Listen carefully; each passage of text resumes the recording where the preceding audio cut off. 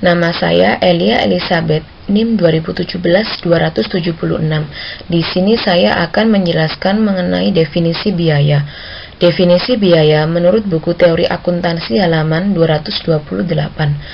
Biaya merupakan timbulnya kewajiban dalam rangka menciptakan pendapatan yang akhirnya mengakibatkan turunnya aset atau timbulnya kewajiban dapat dijelaskan dengan konsep kesatuan usaha. Penyerahan produk dalam rangka menciptakan pendapatan menyebabkan aset persediaan barang berkurang. Bila pendapatan yang diperoleh diabaikan dengan berkurangnya aset, maka kos sebesar barang terjual akhirnya harus ditanggung oleh pemilik. Jadi, seandainya semua aset setelah dikurangi hutang harus dikembalikan kepada pemilik, jumlah uang yang kembali ke pemilik akan berkurang sebesar biaya tersebut. Jadi, pada saat terjadinya biaya, hutang kepada pemilik berkurang dan pemilik harus bersedia menanggung biaya tersebut. Karena kesatuan usaha dapat dikatakan bertindak untuk kepentingan pemilik. Definisi biaya menurut aliran fisik atau moneter. Menurut FASB, biaya merupakan aliran keluar aset atau pemanfaatan aset secara fisik atau moneter, bahwa biaya timbul dari produksi barang dan jasa. FASB memaknai biaya sebagai aliran fisik. Secara simpatik, biaya sebagai perubahan atau penurunan nilai sehingga timbulnya biaya merupakan kejadian moneter. Menurut Kam, biaya merupakan kejadian moneter bahwa nilai dapat diukur dengan melalui pembelian tunai, pembelian kredit, dan pembelian dengan saham perusahaan. Keunggulan definisi Kam dan FASB adalah pemasukan waktu sekarang sebagai takaran untuk menghubungkan pendapatan dengan biaya.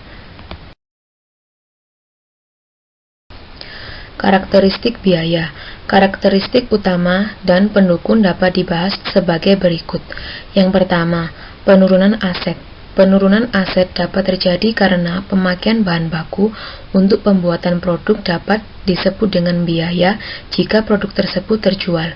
Aset dalam hal ini diartikan sebagai semua aset perusahaan sebagai satu kesatuan, bukan hanya aset tertentu, misalnya persediaan bahan baku. Yang kedua, operasi utama yang menerus. Kegiatan operasi dalam perusahaan merupakan kegiatan penciptaan pendapatan laba yang dilakukan dalam kegiatan memproduksi barang atau jasa. Perusahaan ingin mendapatkan dan mengukur laba dengan cara mengkaitkan antara biaya dan pendapatan. Kegiatan operasi menunjukkan elemen statement aliran kas, yaitu operasi, investasi, dan pendanaan. Yang ketiga, kenaikan kewajiban. Menurut Kam, pada buku teori akuntansi, pemanfaatan aset disimpulkan bahwa barang dan jasa yang telah diperoleh perusahaan umumnya diakui sebagai aset. Akan tetapi, tidak semua barang dan jasa dicatat sebagai aset, melainkan langsung dimanfaatkan menjadi biaya karena pada dasarnya jasa tersebut dimanfaatkan terlebih dahulu. Kemudian, bila barang dan jasa telah dimanfaatkan oleh perusahaan tetapi perusahaan tidak mengakuinya sebagai aset sebelumnya, atau perusahaan belum mengakui kewajiban atas penggunaan barang dan jasa yang dikuasai pihak lain, perusahaan mempunyai keharusan untuk membayar kewajiban di masa yang akan datang. Yang keempat, penurunan ekuitas. Penurunan aset menurut APB dan IAI menegaskan bahwa ekuitas secara konseptual adalah hutang usaha perusahaan kepada pemilik. Oleh karena itu, turunnya aset sebagai biaya harus mengakibatkan turunnya ekuitas. Misalnya, pembagian dividen kas merupakan penurunan aset tetapi tidak disebut sebagai biaya. Jadi, penurunan ekuitas merupakan karakteristik pendukung makna biaya.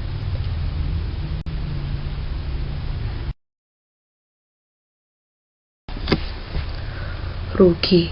Dalam buku teori akuntansi halaman 404 terdapat kata kunci yang melekat pada pengertian rugi meliputi yang pertama, penurunan ekuitas aset bersih.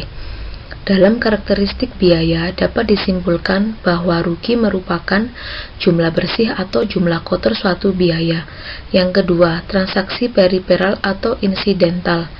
Dalam transaksi periferal atau insidental terdapat 4 sumber rugi yang didefinisikan oleh FASB. periferal dan insidental, misalnya penjualan investasi dalam surat berharga, penjualan aset tetap, pelunasan hutang obligasi sebelum jatuh tempo. B.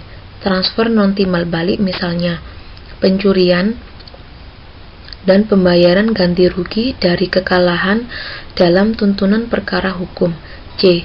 Penahanan aset, misalnya penurunan harga sekuritas investasi, penurunan nilai tukar valuta asing, dan penurunan harga karena penahanan persediaan. D. Faktor lingkungan, misalnya ganti rugi asuransi musibah alam yang lebih rendah dari biaya aset yang rusak. Pengertian rugi dalam FASB adalah pengorbanan kos tanpa suatu kompensasi atau kembalian. Yang dimaksud kembalian di sini adalah bahwa kos yang diserap tersebut tidak ditutup melalui pendapatan karena dianggap bahwa keluarnya kos tersebut tidak merupakan upaya untuk menghasilkan pendapatan. Patton dan Littleton menganjurkan dalam menentukan kriteria rugi tidak menggunakan konsep operasi dalam arti sempit. Perusahaan tidak selalu dapat beroperasi dalam kondisi yang ideal, tetapi harus menghadapi kondisi yang nyatanya tidak terkondisikan. Misalnya, beberapa unit tenaga kerja ternyata menganggur dan tidak produktif walaupun telah direncanakan terlebih dahulu. Pengeluaran tertentu yang dilakukan dalam rangka kegiatan mengembangkan fasilitas fisik tertentu tiap kali menjadi sia-sia atau tidak produktif kalau ditinjau dari segi individual. Akan tetapi dari segi kegiatan secara keseluruhan, pengeluaran tersebut mungkin harus diperlakukan sebagai biaya yang selayaknya terjadi. Misalnya melakukan kegiatan pengeboran tanah di beberapa lokasi untuk mengembangkan suatu ladang minyak meskipun tiap pengeboran belum tentu menghasilkan sesuatu. Saya Nyanda Dwi Hastari, NIM 279 akan menjelaskan tentang pengakuan biaya. Pengakuan biaya yaitu peristiwa atau kejadian apa yang menandai bahwa kriteria pengakuan telah dipenuhi. Pengakuan biaya tidak dibedakan dengan pengakuan rugi. Tidak seperti pendapatan atau untung, biaya dan rugi tidak mengalami masalah pembentukan dan realisasi. Oleh karena itu, kriteria pengakuan tidak dibedakan dengan kaidah pengakuan. Sehingga masalah pengakuan biaya adalah kapan penurunan nilai aset dapat dikatakan telah terjadi atau kapan biaya telah timbul sehingga jumlah rupiah biaya dapat diakui. Selanjutnya, kriteria pengakuan. Menurut SFAC, biaya atau rugi pada umumnya diakui bila mana salah satu dari dua kriteria berikut dipenuhi. Yang pertama, konsumsi manfaat. Biaya atau rugi diakui bila mana manfaat ekonomi yang dikuasai suatu entitas telah dimanfaatkan atau dikonsumsi dalam pengiriman atau pembuatan barang, penyerahan atau pelaksanaan jasa, atau kegiatan lain-lain yang mempresentasikan operasi utama atau sentral entitas tersebut. Yang kedua, lenyapnya atau berkurangnya manfaat masa datang.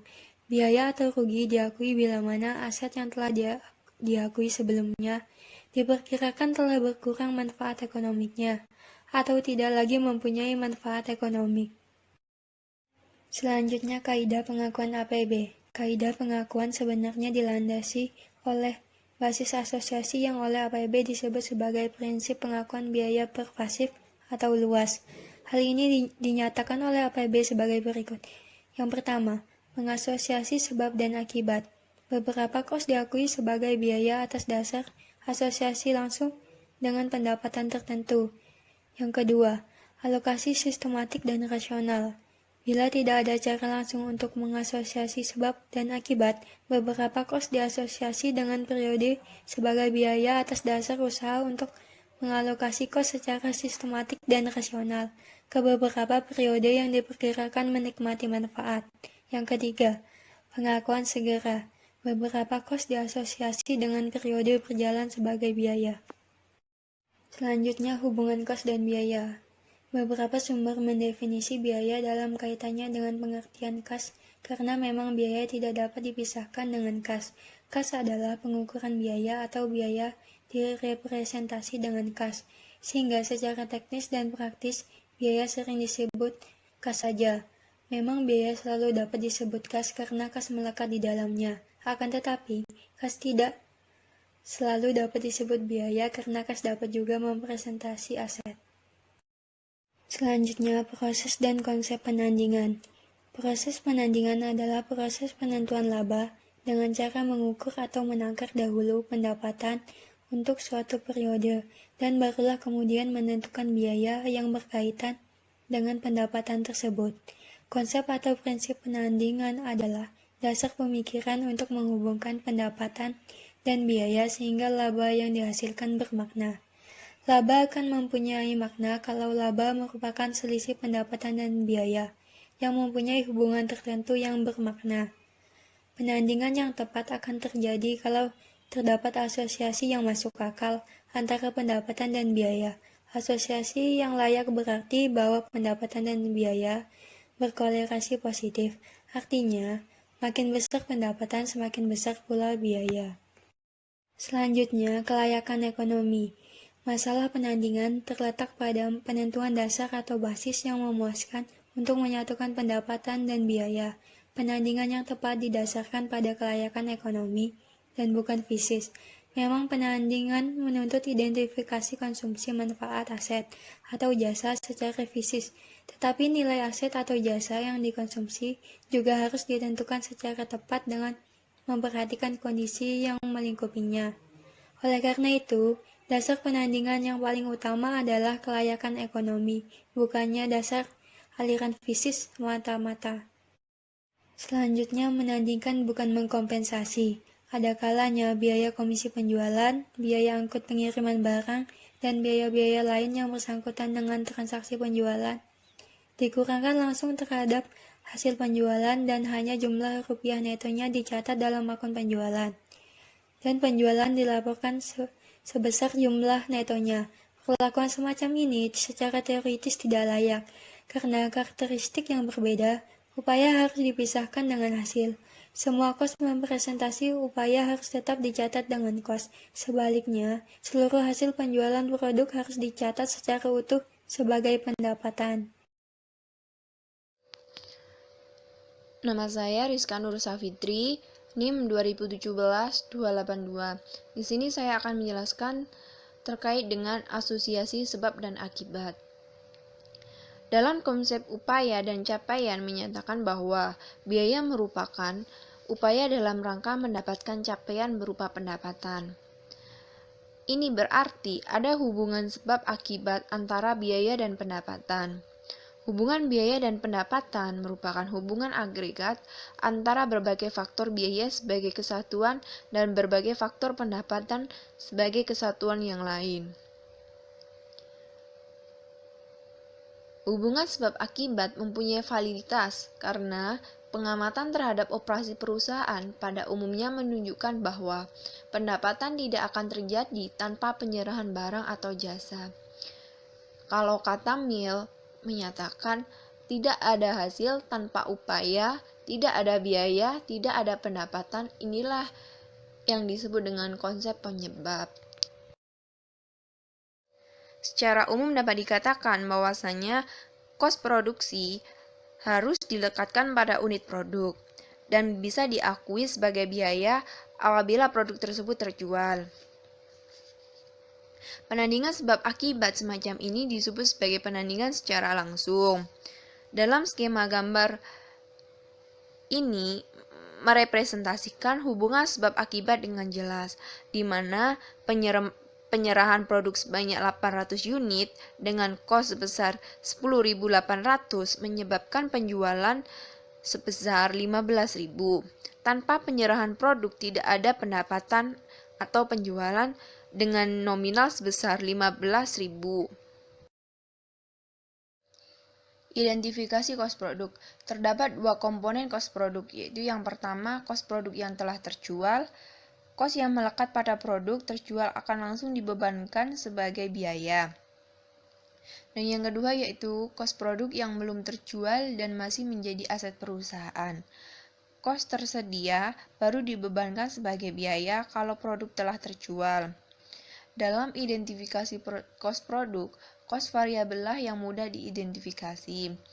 karena besarnya kos variabel sangat ditentukan oleh volume produk. Kos variabel meliputi dua, yaitu kos produksi dan kos non-produksi. Kos produksi di sini mempunyai sifat tersediakan, sedangkan kos non-produksi di sini mempunyai sifat tidak tersediakan. Kos tetap dianggap tidak tersediakan dan diperlakukan sebagai biaya perioda. Pendekatan semacam ini disebut dengan pengkosan langsung atau variabel. Sebagai pasangannya yaitu pengkosan penuh. Dengan pendekatan ini, kos operasi total yang dapat ditandingkan dengan pendapatan adalah kos produksi variabel yang melekat pada unit produk terjual plus semua kos tetap. Produk usang atau musiman. Apakah kos produk musiman yang tidak terjual merupakan sebab sebagai biaya atau bukan sebagai rugi? Patton dan Littleton menegaskan bahwa penanding harus didasarkan pada kelayakan ekonomik dalam keadaan yang khusus sebagai kos sediaan barang yang tidak terjual. Sebagai contohnya di sini yaitu suatu toko pakaian musiman harus menyediakan berbagai ukuran dan warna yang cukup banyak untuk memenuhi selera konsumen dengan konsekuensi yang tidak terhindarkan, dan cukup pasti bahwa sebagian dari kesediaan pakaian jadi tersebut tidak akan laku terjual pada akhir musim tertentu. Dengan kata lain, sediaan akhir yang tidak terjual sebenarnya merupakan upaya atau sebab untuk mendatangkan penjualan yang dicapai pada musim tertentu. Dengan demikian, tidak selayaknya kos sediaan yang tidak terjual diperlakukan sebagai rugi. Barang rusak. Apakah kos produk rusak dapat dianggap sebagai upaya atau sebab untuk menimbulkan pendapatan? Bila kerusakan produk merupakan hal yang normal atau bahkan merupakan prasyarat untuk menghasilkan barang dengan kualitas baik, kos barang yang rusak dapat dianggap sebagai upaya menghasilkan pendapatan. Dalam hal ini bisa saya kasih contoh yaitu produk yang sengaja dirusak untuk percobaan dalam menghasilkan produk atas dasar spesifikasi khusus dari pelanggan. Kalau kerusakan atau penurunan mutu merupakan karakteristik normal kegiatan operasi, maka jumlah rupiah yang mengukur kos kerusakan atau penurunan mutu dapat diperlakukan sebagai unsur kos produksi yang akhirnya menjadi biaya. Dan sebaliknya, jika kerusakan atau cacat produk merupakan hal yang tidak biasa dalam jumlah rupiah, maka dapat diberlakukan sebagai rugi. Identifikasi kos non-produk. Salah satu karakteristik kos non-produksi, bila kos tidak dapat dikaitkan dengan pendapatan masa datang dengan cukup jelas dan teliti, maka tidak layaklah untuk menunda pembebanan sebagai biaya. Akuntansi sendiri menganggap bahwa kos non-produksi tidak menyebabkan pendapatan karena sulit secara teknis untuk menelusuri hubungan sebab akibat tersebut.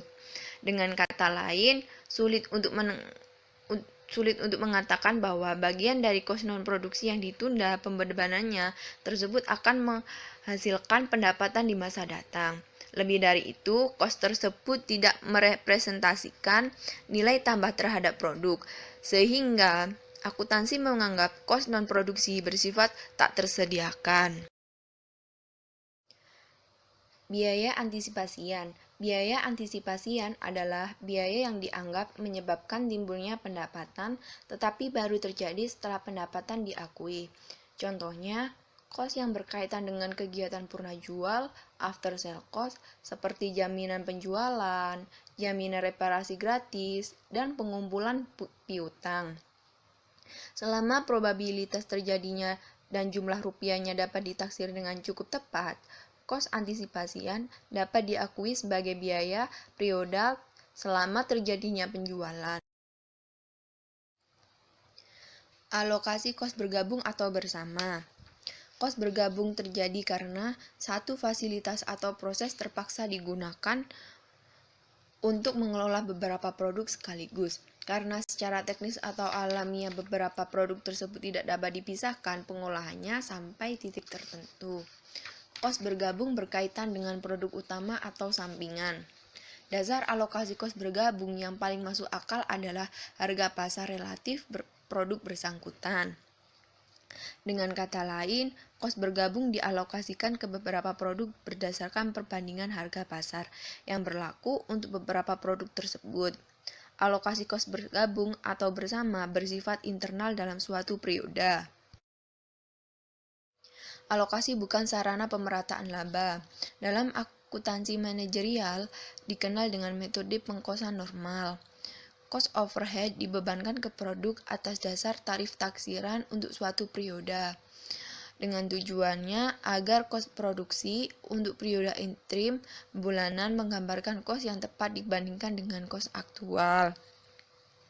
Sedangkan tujuan alokasi interim sendiri yaitu untuk menggambarkan perkembangan tren laba melainkan untuk menjadikan statement laba rugi interim bermanfaat untuk kepentingan manajerial. Pendekatan non-alokasi. Thomas menyatakan bahwa alokasi hanya dapat dipertahankan bila terdapat 3 karakteristik sebagai berikut. Yang pertama, ketertambahan. Kalau alokasi dilakukan untuk suatu total, alokasi harus menghabiskan total, yang artinya jumlah alokasian kalau dijumlah kembali harus menjadi total sebelum alokasi. Ketakraguan, metode alokasi harus unik dan jelas untuk tiap tujuan. Dan yang ketiga, keterpertahankan.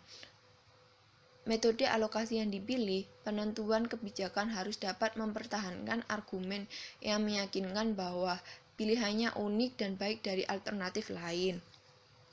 Dari 3 karakteristik di atas, hanya karakteristik pertama dan kedua yang dipenuhi oleh alokasi dalam akuntansi. Jika tidak ada alasan yang kuat untuk menunda pembebasan kos atau mencapai penandingan sebab akibat dan juga tidak ada dasar alokasi yang layak, suatu kos biasanya akan langsung dibebankan dalam periode terjadinya. Ini berarti kos ditandingkan dengan pendapatan secara arbitrer. Contoh yang paling jelas adalah pengakuan secara selisih kurs utang valuta asing akibat kenaikan nilai tukar mata uang asing atau pengakuan secara kos riset dan pengembangan. Penandingan arbitrer tidak selalu berkaitan dengan pengakuan rugi.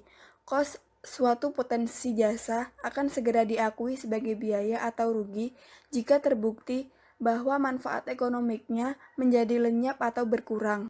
Dalam penandingan dan penyajian pos-pos biaya, penakaran yang ideal adalah unit produksi, karena pendapatan diciptakan dengan menyerahkan produk. Oleh karena itu, idealnya tiap unit menyerap semua jenis kos operasi seperti produksi, penjualan, administrasi, dan pengumpulan piutang. Dengan periode sebagai penakar, kos objek atau kegiatan sebagai pengukur biaya yang dimasukkan ke dalam penakar tidak harus jelas dan tegas berkaitan dengan pendapatan yang masuk dalam penakar periode tersebut. Hal ini meringkas konsep penandingan dan implikasi terhadap klasifikasi biaya sebagai pengukur pendapatan. Masalah pembebanan kos dan basis asosiasi di atas berlaku untuk semua jenis potensi jasa. Masalah khusus terjadi di dalam hal sediaan dan aset tetap, khususnya fasilitas fisik yaitu gedung, pabrik, dan perlengkapan. Hal yang perlu dicatat adalah bahwa penyajian semacam itu bukan dimaksudkan untuk pemeringkatan arti penting biaya, melainkan untuk mengungkapkan secara informatif. Secara umum, masalah teoritis sediaan yang biasanya berkaitan dengan pengukuran kos barang terjual dalam rangka penandingan dengan pendapatan dan masalah penilaian, maka proses pengukuran dan penilaian pada umumnya dilakukan pada akhir periode. Dan apabila dalam perusahaan masalah ini menjadi semakin penting, maka perusahaan tersebut menggunakan sistem sediaan fisis. Masalah pengukuran dan penilaian sediaan pada akhir periode dapat dinyatakan sebagai berikut. Yang pertama, penentuan besarnya kos barang terjual untuk ditandingkan dengan penjualan sehingga dapat ditentukan besarnya laba perusahaan. Penentuan ini melibatkan berbagai metode asosiasi sebagai dasar pemecahan kos produksi menjadi kos yang melekat pada sediaan dan yang melekat pada barang terjual. Untuk mencapai tujuan ini, biasanya harus ditentukan secara fisis kualitas barang yang terjual dan yang sudah terjual. Kedua yaitu penentuan nilai sediaan sebagai unsur aset lancar perusahaan. Penentuan nilai sediaan sangat penting untuk menilai likuiditas operasi perusahaan. Metode asosiasi menjadi basis untuk menentukan unit fisik terjual dan kos yang melekat dengan jumlah harga penjualan. Dengan demikian, metode asosiasi dapat diartikan sebagai asumsi aliran kos dalam mengikuti aliran fisis barang. Asumsi ini diperlukan karena pada umumnya barang atau produk tidak tersedia atau untuk satu periode. Ada 5 metode asosiasi atau asumsi aliran kos yang dikenal, yaitu yang pertama, identifikasi khusus, kedua, masuk pertama keluar pertama, ketiga, rata-rata berbobot, keempat, sediaan normal atau minimal, dan yang terakhir yaitu masuk terakhir keluar pertama. Dasar pemilihan metode sangat tergantung pada tujuan atau kondisi yang dihadapi oleh perusahaan. Tujuan utama pemilihan metode biasanya adalah mengasosiasi biaya dan pendapatan untuk menentukan laba yang tepat. Tujuan lain yaitu menentukan nilai sediaan untuk dicantumkan dalam neraca. Jika tujuan asosiasi adalah perbandingan yang tepat antara pendapatan tertentu dan kos tertentu, maka metode identifikasi khusus ini adalah metode yang paling ideal. Bila sistem akuntansi memungkinkan, metode ini sangat dianjurkan penerapannya. Untuk jenis barang mahal dan perputarannya rendah, metode ini sangat cocok sekali untuk tujuan pengendalian.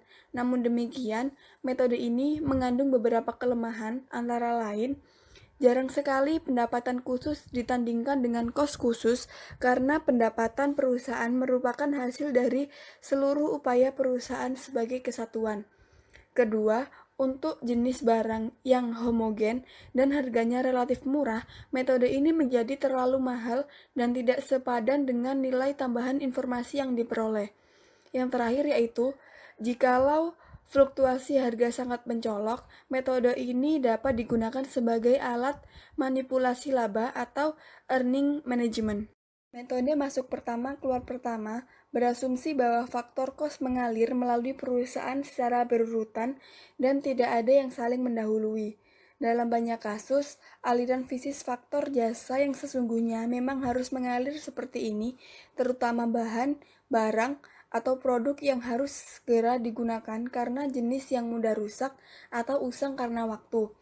Metode ini sangat logis dalam merefleksi asosiasi sebab akibat, karena sangat sederhana dan jelas untuk memecah kos ke dalam kedua komponen, yaitu sediaan dan barang terjual, atas dasar kos yang benar-benar melekat dalam kedua komponen tersebut. Jika biaya dan pendapatan menjadi tujuan utama pada metode ini, maka terbentuklah argumen yang mendukung metode ini, yaitu yang pertama, metode ini mendekati metode identifikasi khusus yang menjadi standar pemecahan kos. Metode ini sistematik dan konsisten dengan aliran fisis yang sesungguhnya sehingga penandingan yang ideal dipenuhi. Yang kedua, untung atau rugi karena fluktuasi harga dengan sendirinya terrealisasi dan diakui bersamaan dengan terjualnya barang walaupun tidak disajikan secara terpisah dan melekat dalam angka laba. Yang terakhir yaitu penyajian sediaan akhir dalam neraca akan menggambarkan kos yang mendekati kos sekarang atau kos pengganti.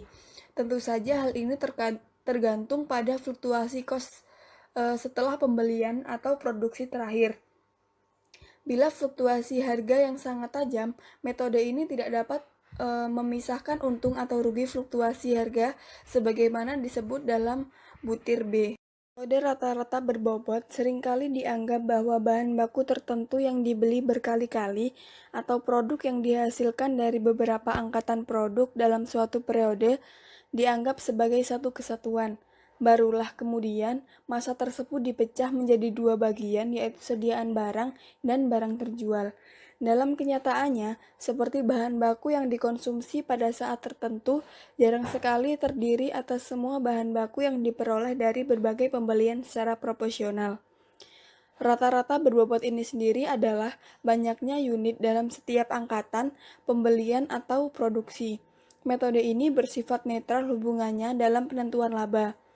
Metode ini juga tidak menggambarkan aliran fisis yang nyata, tetapi hal ini tidak menjadi kelemahan konsep yang serius.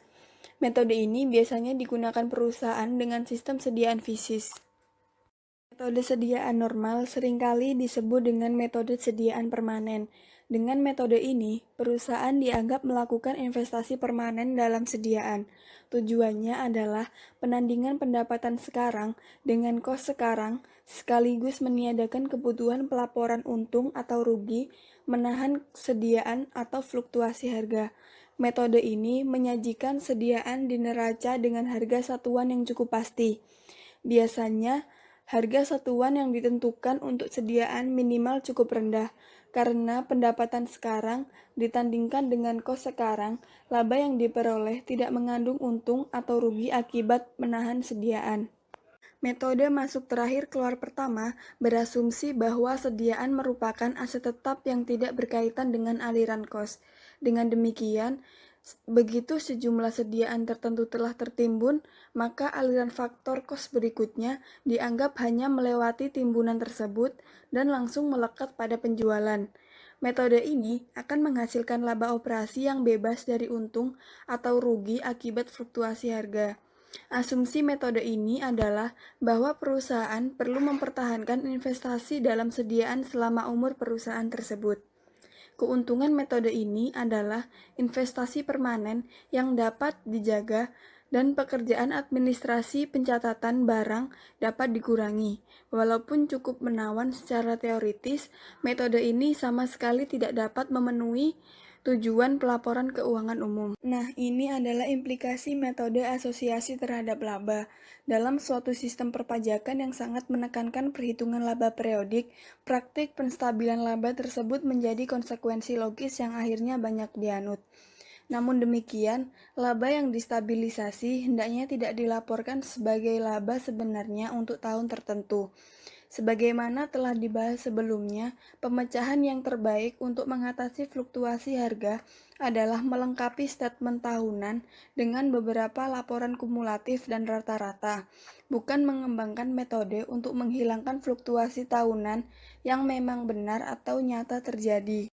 Pada fasilitas fisis ini, kos yang terjadi pada saat pemerolehan pada umumnya diakui sebagai aset dan baru kemudian kos tersebut diakui sebagai biaya, sesuai dengan pola penyerapan manfaat yang dipresentasikan dengan kos. Semua aset yang mempunyai karakteristik umum, yaitu potensi jasa yang dapat dimanfaatkan oleh perusahaan dalam kegiatan operasinya.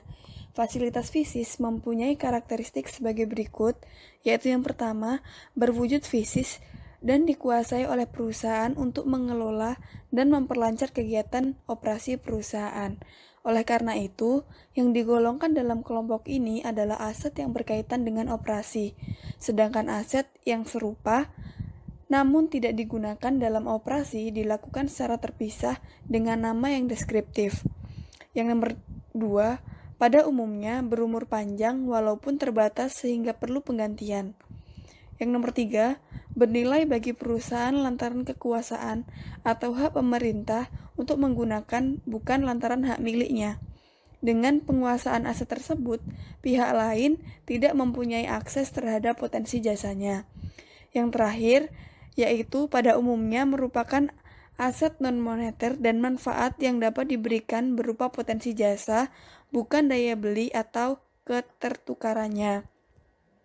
Nah, tujuan dari pelaporan dan pengukuran fasilitas fisis tersebut yaitu untuk menentukan penggunaan jasa dalam suatu periode yang diperkirakan telah menghasilkan pendapatan.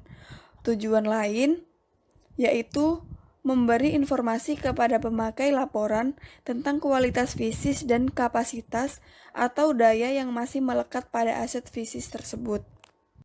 Assalamualaikum warahmatullahi wabarakatuh. Nama saya Rizky Brogo Parirak, NIM 2017-292. Di sini saya akan menjelaskan subbab-subbab yang ada pada bab 9, yaitu bab biaya.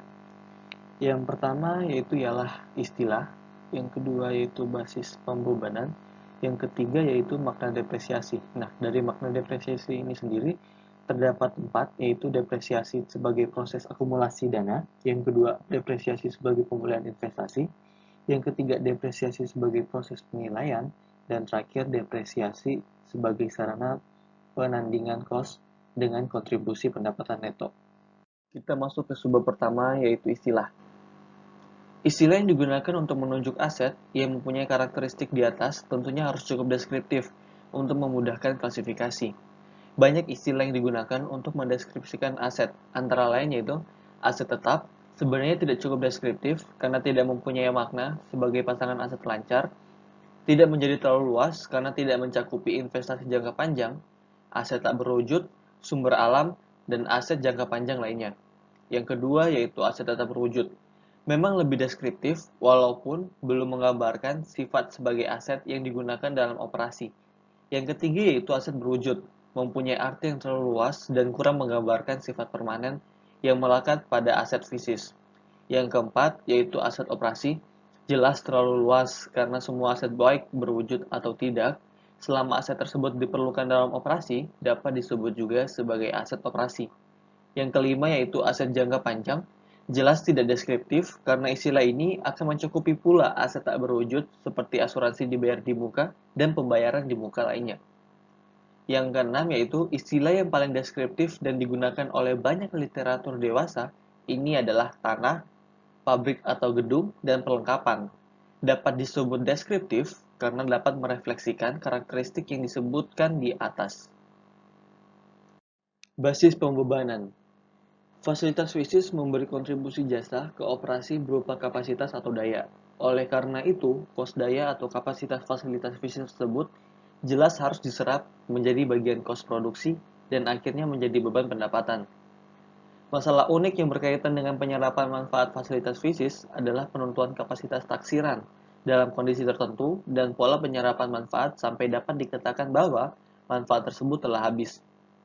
Walaupun konsumsi manfaat disertai keausan fisis, tidak ada proses konsumsi secara fisis terhadap fasilitas fisis bersangkutan. Jadi, pembebanan fasilitas fisis untuk suatu periode tidak dapat ditentukan atas dasar pengukuran fisis yang objektif, tetapi lebih merupakan suatu hasil pertimbangan. Makna depresiasi. Kesulitan asosiasi seperti diuraikan di atas tidak menjadi alasan yang kuat untuk membebankan seluruh kos ke operasi pada saat fasilitas fisis tersebut diperoleh atau diberhentikan. Tujuan memperoleh fasilitas fisis adalah untuk menghasilkan produk, dan produk bersangkutan adalah seluruh unit yang dihasilkan selama umur efektivitas fasilitas bersangkutan, bukan selama tahun tertentu.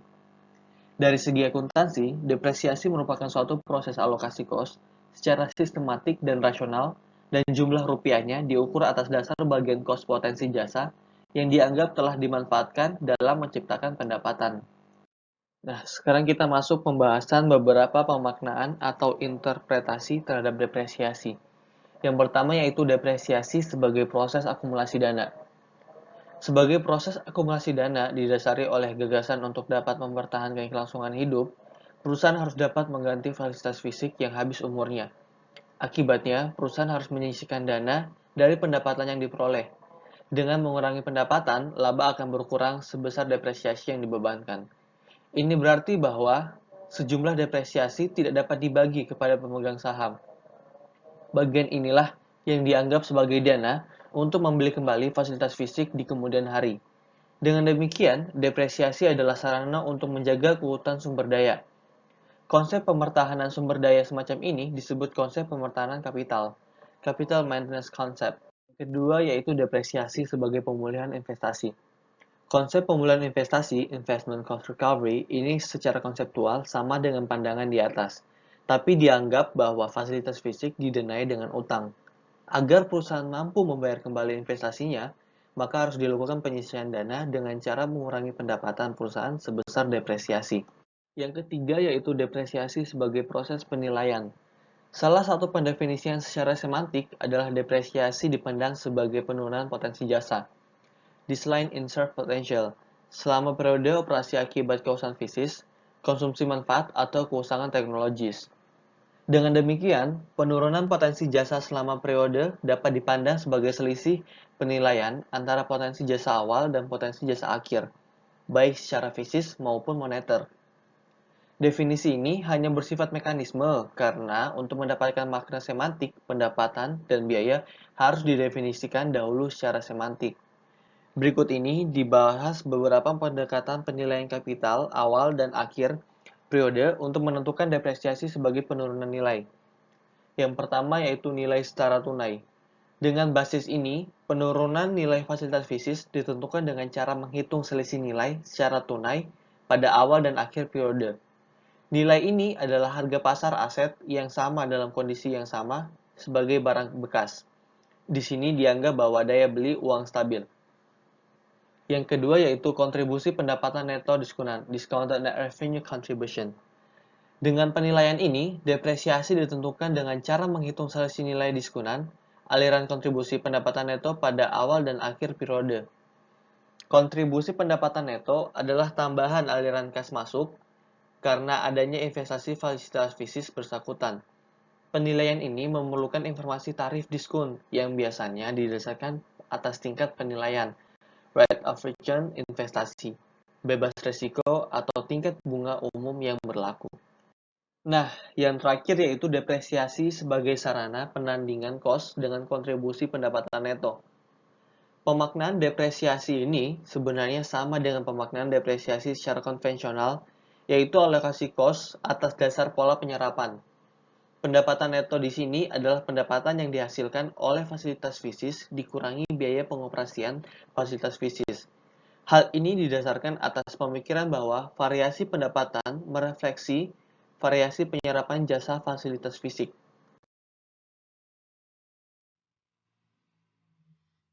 Selanjutnya mengenai metode alokasi.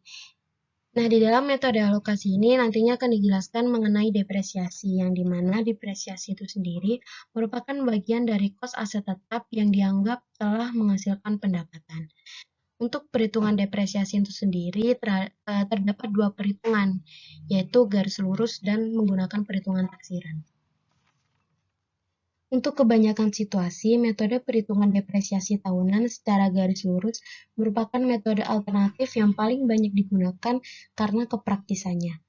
Hal yang perlu diperhatikan adalah bahwa penggunaan metode garis lurus tidak menghalangi pengalokasian depresiasi tahunan ke dalam beberapa periode interim atas dasar fluktuasi musiman selama 1 tahun tersebut. Nah, untuk selanjutnya mengenai taksiran, perhitungan taksiran. Nah, untuk perhitungan taksiran ini dilakukan dengan cara yaitu pada tiap periode atas dasar inspeksi fisik untuk mengukur keausan.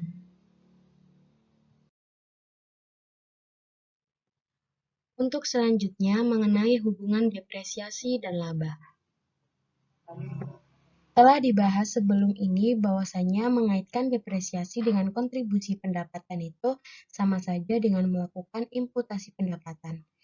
Nah, hal ini berarti besarnya biaya depresiasi bergantung pada besarnya pendapatan dalam periode tertentu.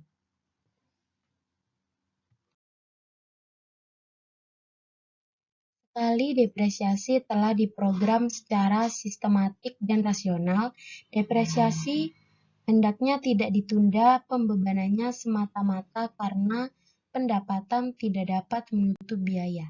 Kenapa? Alasannya adalah bahwa proses keausan atau kerusakan tidak akan berhenti karena aset fisik tidak digunakan dan perkembangan teknologi juga tetap berjalan selama periode depresiasi. Untuk alasan lainnya adalah bahwa penentuan laba haruslah merupakan akibat suatu upaya untuk mengungkapkan kenyataan objektif yang ada tanpa memperhatikan berapa akhirnya laba yang terjadi. Mengenai koreksi terhadap kesalahan taksiran. Kalau program depresiasi yang dijalankan tersebut ditentukan secara saksama dan objektif dengan mempertimbangkan semua faktor yang ada, perbedaan antara taksiran dan kenyataan merupakan suatu hal yang tak terhindarkan. Perbedaan dapat juga disebabkan oleh ketaksamaan dan kekeliruan. Ataupun sebabnya, perbedaan yang akhirnya muncul paling tidak merupakan suatu indikasi bahwa kesalahan telah terjadi sehingga koreksi taksiran harus dilakukan. seperti halnya dalam kasus tertentu, yaitu penghapusan fasilitas fisik atau bisa disebut sebagai write-down.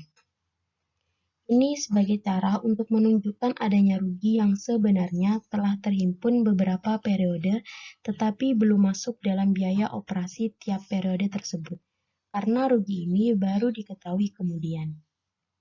Penghapusan tersebut harus dilaporkan sebagai rugi dalam statement laba rugi tahun berjalan, bukan sebagai penyesuaian laba ditahan.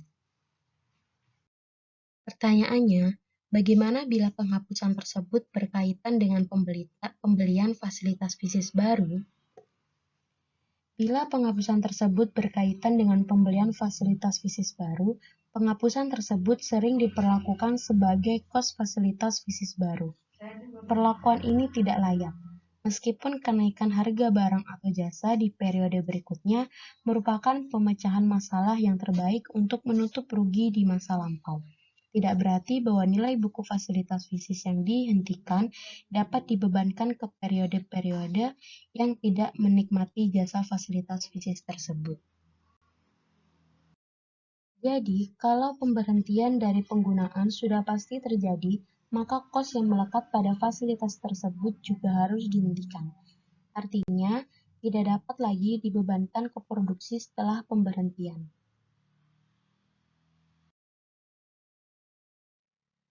Nah, selanjutnya mengenai tanah. Apakah tanah perlu didepresiasi? Sebagai tempat usaha, fungsi untuk ditempati tidak akan pernah habis. Oleh karenanya, dapat dianggap bahwa kos tanah tidak perlu didepresiasi atau diamortisasi menjadi biaya operasi. Dengan kata lain, fungsi tanah untuk menyediakan jasa ditempati tanpa batas waktu atau selamanya cukup menjadi alasan kebijakan untuk memperlakukan kos tanah sebagai investasi permanen dalam fasilitas produksi.